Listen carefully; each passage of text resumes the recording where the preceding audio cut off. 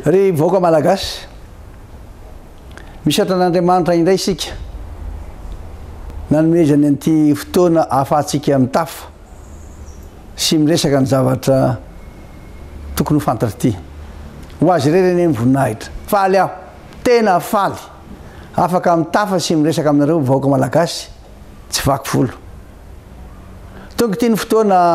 andraisantsika fanapahan-kevitra matotra sy entitra ho amin'izay ho avin'ny Madagasikara handeha hifidy isika amin'ny 27 volana Desambra ho avy zao kion-dalana iray eo amin'ny tantaran'ny firenentsika ka tsy azo atao ambanin-javatra efa ho 7 taona zao no niandrasantsika n'ity fifidianana ity ka fantatra tsara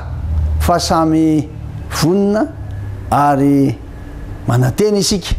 fa hitondra antsika hivoaka amin'izao fahasairana an'izao io raha voatery niala teto Madagasikara tamin'ny taona 2010 no ny zavatra nitranga teto dia fantatrareo tsara fa io firenena io dia niaina tao anatin'ny fanavakavaha-mbolon-koditra nefa afaka niala tamin'izany izy afaka nampandroso ny fireneny taty aoriana nahitana anatra sy lesona petsaka izany